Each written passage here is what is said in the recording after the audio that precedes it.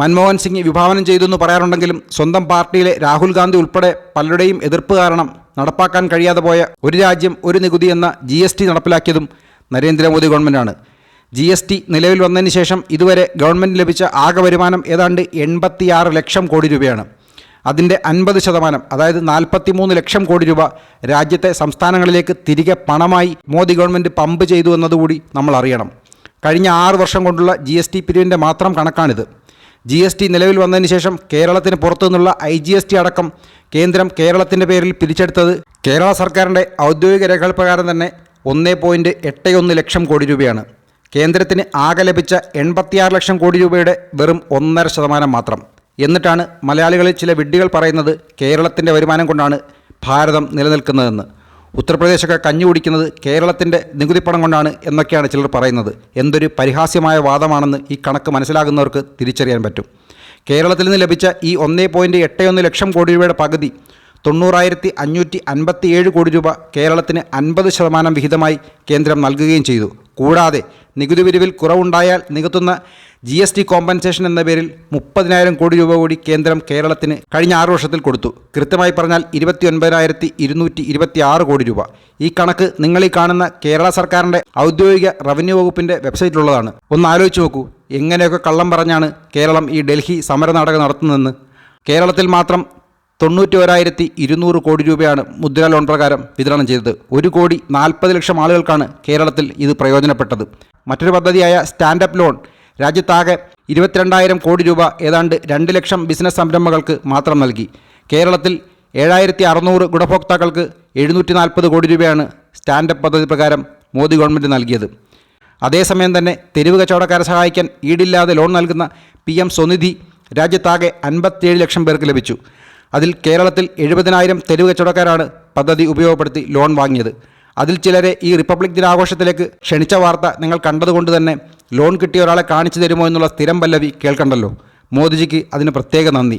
പ്രധാനമന്ത്രിയുടെ വിവിധ ഇൻഷുറൻസ് സ്കീമുകൾ നോക്കിയാൽ വർഷം വെറും 20 രൂപ മാത്രം പ്രീമിയം നൽകി അപകടം മൂലമുള്ള മരണത്തിനോ വൈകല്യത്തിനോ 2 ലക്ഷം രൂപ വരെ ഇൻഷുറൻസ് പരിരക്ഷ വാഗ്ദാനം ചെയ്യുന്ന ഇൻഷുറൻസ് പദ്ധതിയാണ് പ്രധാനമന്ത്രി ജീവൻ ജ്യോതി ബീമാ യോജന. ആദ്യം ഇത് വർഷം 12 രൂപ മാത്രം അടച്ചാൽ മതിയായിരുന്നു. രാജ്യത്താകെ ഈ പദ്ധതി പ്രകാരം അംഗമായത് 41 കോടി ആളുകളാണ്. കേരളത്തിൽ നിന്ന് മാത്രം 88 ലക്ഷം പേരാണ് ഈ പദ്ധതിയിൽ അംഗമായത്. ഇനി ഏത് കാരണത്താൽ മരണപ്പെട്ടാലും 2 ലക്ഷം രൂപ ലൈഫ് ഇൻഷുറൻസ് പരിരക്ഷ വാഗ്ദാനം ചെയ്യുന്ന മറ്റൊരു പദ്ധതിയാണ് പ്രധാനമന്ത്രി ജീവൻ ജ്യോതി യോജന. പ്രതിവർഷം 436 രൂപയാണ് ഇതിന് പ്രീമിയം അടയ്ക്കേണ്ടത്. ആദ്യം ഇത് 330 രൂപയായിരുന്നു.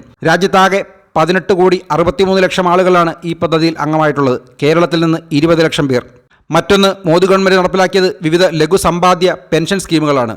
അതിൽ അടൽ പെൻഷൻ യോജന രാജ്യത്താകെ 5 കോടി അംഗങ്ങൾ എടുത്തപ്പോൾ കേരളത്തിൽ നിന്ന് 18 ലക്ഷം ആളുകളാണ് അടൽ യോജനയിൽ അംഗമായിട്ടുള്ളത്. സംഘടിത മേഖലയിലെ തൊഴിലാളികൾക്ക് വിവിധ പെൻഷൻ സ്കീമുകൾ നിലവിലുള്ളപ്പോൾ അസംഘടിത മേഖലയിലെ തൊഴിലാളികൾക്ക് പകുതി തുക കേന്ദ്ര ഗവൺമെൻറ് പ്രീമിയം നൽകുന്ന പെൻഷൻ സ്കീമായ ശ്രം യോഗി മാൻധൻ യോജന രാജ്യത്താകെ 50 ലക്ഷം പേരാണ് അംഗമായത്. അടുത്തത്, പ്രതിപക്ഷം പോയിട്ട് ലോകത്തെ തന്നെ അത്ഭുതപ്പെടുത്തിയ UPI ട്രാൻസാക്ഷൻ. ക്യാഷ്ലെസ് എക്കണോമിയെക്കുറിച്ച് മോദി പറയുമ്പോൾ രാജ്യത്തെ സാധാരണക്കാരെയും രാജ്യത്തെ ഇൻ്റർനെറ്റ് സംവിധാനങ്ങളെയും ബാങ്കിംഗ് സെക്ടറിനെയും ഒക്കെ പരിഹസിച്ച മുൻ കേന്ദ്ര ധനമന്ത്രി P. ചിദംബരം മുതൽ കേരളത്തിലെ ശാസ്ത്രജ്ഞനായ മന്ത്രി തോമസ് ഐസക്കിനെ വരെ നിശബ്ദരാക്കിയ മോദിയുടെ വിപ്ലവമാണ് UPI ട്രാൻസാക്ഷൻ. ഇന്ന് ലോകത്തിൽ ഏറ്റവും കൂടുതൽ ഡിജിറ്റൽ ട്രാൻസാക്ഷൻ നടത്തുന്ന രാജ്യമായി ഭാരതം 2023 നവംബറിൽ മാറിയെന്നതും രാജ്യത്തെ ഇലക്ട്രോണിക്സ് വകുപ്പുകളുടെ സംയുക്ത നേട്ടമാണ്. നരേന്ദ്രമോദിയുടെ ഡയറക്റ്റ് ബെനിഫിറ്റ് ട്രാൻസ്ഫർ എന്ന DBT സ്കീം വഴി രാജ്യത്തെ സാധാരണക്കാരുടെ അക്കൗണ്ടിലേക്ക് നേരിട്ട് ഒഴുകിയെത്തിയ പണം 32,33,595 കോടി രൂപയാണ്. രാജ്യത്താകെ ഈ തുക അതാത് മാർക്കറ്റിൽ ഉണ്ടാക്കുന്ന ചലനം രാജ്യത്തിൻ്റെ ധനകാര്യ വ്യവസ്ഥയ്ക്ക് എത്ര സഹായകമാണെന്ന് സാധാരണക്കാർക്ക് മനസ്സിലാകില്ലെങ്കിലും സാമ്പത്തിക വിദഗ്ധർക്ക് മനസ്സിലാകും. നിലവിൽ 52 കോടിയിലധികം ജൻധൻ അക്കൗണ്ടുകളും 100 കോടിയിലധികം ആധാർ കണക്ഷനുകളും 100 കോടി മൊബൈൽ കണക്ഷനുകളും ബന്ധപ്പെടുത്തി സാങ്കേതികതയുടെ സഹായത്തോടുകൂടി എല്ലാ സംസ്ഥാനങ്ങളിലും കേന്ദ്ര ഗവൺമെൻറ്റിൻ്റെ എല്ലാ ക്ഷേമ പദ്ധതികളിലും DBT വഴി പണം നേരിട്ട് ഉപഭോക്താക്കൾക്ക് ലഭിക്കുന്നു.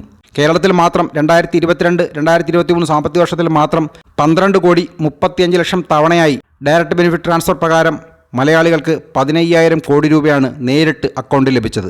105 കോടി തവണയായി ഏതാണ്ട് 1 ലക്ഷം കോടി രൂപ നേരിട്ട് ഗുണഭോക്താക്കൾക്ക് ലഭിച്ച UPI ആണ് ഒന്നാം സ്ഥാനത്തുള്ളത്.